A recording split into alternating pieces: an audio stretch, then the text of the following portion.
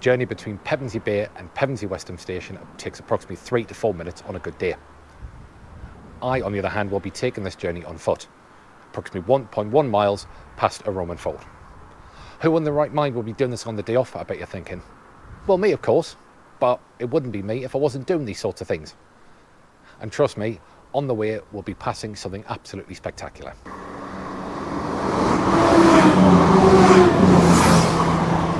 So here we are then, at Pevensey Bay Station, the start of our journeys today. This station was opened back up in 1905 and it's been serving this little corner of the Sussex coast for more than 100 years. It sits on the East Coastway line between Eastbourne and Hastings, and the service is, well, sparse, shall we say, but it does the job. So as you can see here at Pevensey Bay, there is not many facilities at the station. Now, given the fact that this service is very sparse and there is only a handful of trains a day that call in each direction, there isn't really the need. And to be fair, I'm actually quite impressed with the services that they've got. As you'll see, we've got a waiting shelter both sides. Nothing too grand, but it does what it says on the tin. You've also got a help point on both sides, which is really good to see. And also, crucially, you've got an accessibility ramp to allow passengers to get on and off the train safely, to provide step-free access right the way to the exits of the station. So this has been Pevensey Bay. Now, we're going to be heading off and taking the walk up to Pevensey and Weston. Now, the reasons why I'm filming this today, it'll become clear shortly, but I'm off to go and see something spectacular, something you wouldn't necessarily see out whilst I'm doing a railway adventure anyway, and something I hope you enjoy. So come and join us and let's begin the walk up to Pevensey and Weston Station. Well, would you believe me if I said that Pevensey Bay Station was involved in a rail crash that never existed? You wouldn't, would you? Because in theory, it never actually happened. Well, back in the 1950s, on the BBC radio comedy programme called The Goon Show, starring stars such as Peter Sellers, they'd created an episode detailing the crash of the Hastings Flyer here at Pevensey Bay. It was the deepest depths of winter in the late 1800s, during a snow blizzard one night, when the local facilities manager was tasked with a snowplough to try and clear the line to allow the Hastings Flyer, which included a mail van full of gold, to head back towards London. However, there were two unscrupulous men trying to bribe the facilities manager to jump aboard the snowplough in an attempt to wreck the train here at Pevensey Bay. The plan was that it was going to be aired on the 22nd of November 1955. However, the BBC decided to pull the episode initially owing to a horrific train crash in the Didcot area the same day. It wasn't until the 3rd of April 1956 when the BBC finally aired episode 10 of that year, and then everybody learned about the rail crash here in Pevensey Bay that never happened. See, if I'm not here providing you useless facts, you don't know about them and you can share them onto somebody else.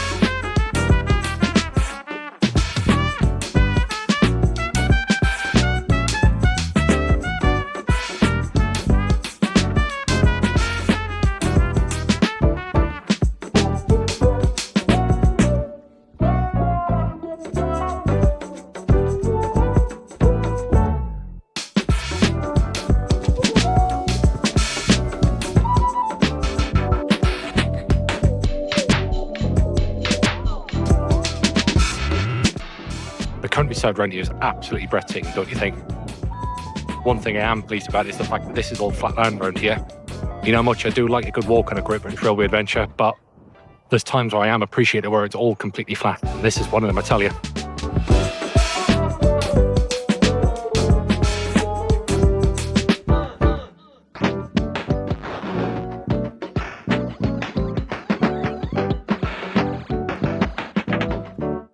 Well, as we're heading up through the station, we're nearing the reasons why we come here today.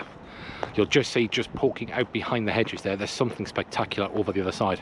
Shall we go and have a look?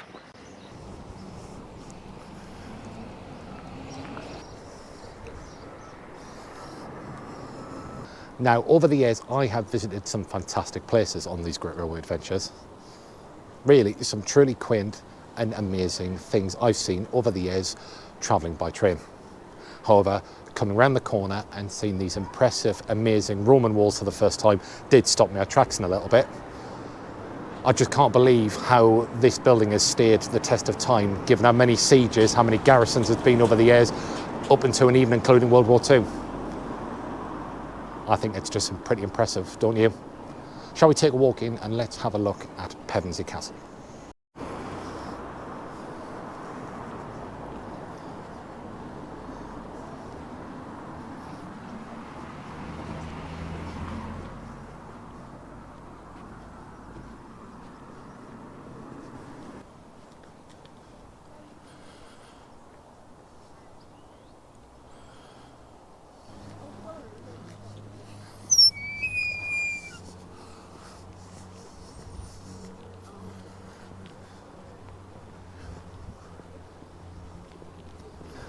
So welcome to Pevensey Castle. Owned and managed by the English Heritage, the outer grounds of the castle are free to the general public, which we're going to take a tour of today. Before we delve into the history of the castle, I would just like to take a moment of appreciation for what we're looking at, which I'm just pointing over, which you can see, which is the castle walls. Roman built in 290 AD, these impressive walls stand more than 8 metres tall in some areas and also 4 metres thick at the base. I just think it's remarkable, don't you? I think standing next to a structure that's more than 1700 years old is absolutely impressive. There's more than 500 metres of this example still at the castle, and I just think it's absolutely remarkable. It does really put things into perspective, doesn't it? So let's take a look at the history of this remarkable place. The Romans called this fort Anderetum, and when it was built around 290 AD, it sat on a peninsula jutting out into the sea. It was one of 9 Saxon shore forts built around the south coast and east coast of Britain. The idea was to defend against raids, and it was the biggest of the lot. There's an interesting theory about why it was built. It may have been constructed not by the central Roman government, but by a man called Carausius, a military commander who declared himself Emperor of Britain and part of Gaul. By the 5th century, the Romans had deserted Pevensey Castle and had largely fell into disuse. However, in 471 AD, things turned a little grim. The Saxons decided to storm Andereda and slaughter everyone in its pathway. Sadly, this is not the most cheerful part in the history of Pevensey Castle. And then 1066, arguably one of the greatest years in English history. Pevensey was right at the heart of it, especially Pevensey Castle, as on the 28th of September 1066, William the Conqueror landed just south of here with over 7,000 men. His first fortification was right here inside of the Roman walls. And as they say, the rest is history. Now, one thing I really like about Pevensey is the fact that there's an actual public footpath that cuts right through the castle grounds. So you can walk through this place at any time, even when the English Heritage section isn't open. That path connects Pevensey Village to Weston Village, which, when you think about it, means people have been using this route for hundreds and hundreds of years. That is absolutely amazing. The inner Norman castle itself is only accessible during the English Heritage opening hours, and if you want to really dig into more detail, there is absolutely loads to see inside. I strongly recommend a visit if you've got the time. But even just walking the outer grounds, the scale of this place is generally impressive. You've got approximately 3.67 hectares enclosed within those Roman walls. This is the largest of the original Saxon shore forts, and those walls and towers are the largest of any surviving Roman fort from this period anywhere, not just in Britain, anywhere. So when you think that the history of Pevensey Castle is all over, think again. As we're taking a walk around the perimeter, you'll notice that embedded within the Norman walls are these small slits. But back at the start of World War II, they put machine gun posts in here for the garrison to protect the coastline from invasion. Sections of the Home Guards, including British, American and Canadian Air Corps, were tasked to ensure that the Germans didn't get across the marshlands for once where the castle stood. So there you have it. You've got Roman, you've got Saxon, you've got Norman, and also you've got World War II elements embedded into one castle wall. What's not to love, really? This is absolutely fantastic.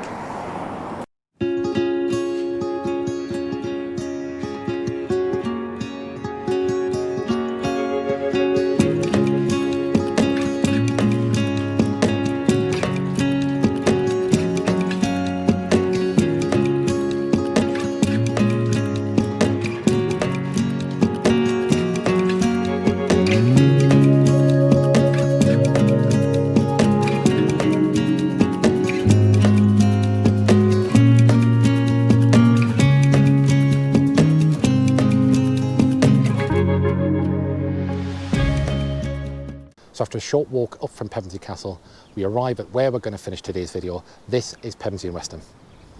As you'll see, we're just walking into the station building with the ticket office on the right and the waiting room and toilet on the left. The station is a typical 2-platform setup, which is typical for the East Coastway route. The ticket machine was working when we were there today, which is really good to see. But more importantly, there's a selection of bins across the station which Pevensey Bay didn't have. There's also 2 help points, as you'll see me walking around. And as we go over the bridge, you'll see the impressive waiting shelter here on platform number 1, as well as plenty of seats across the station, which is really good, especially given this nice weather. The sun's just beaming in on me, so it's just nice to sit out and just get the breeze on me as well. As you can tell, Pevensey and Westham is a lot more substantial than Pevensey Bay, given the fact that you've got the castle and the village for when the visitors arrive.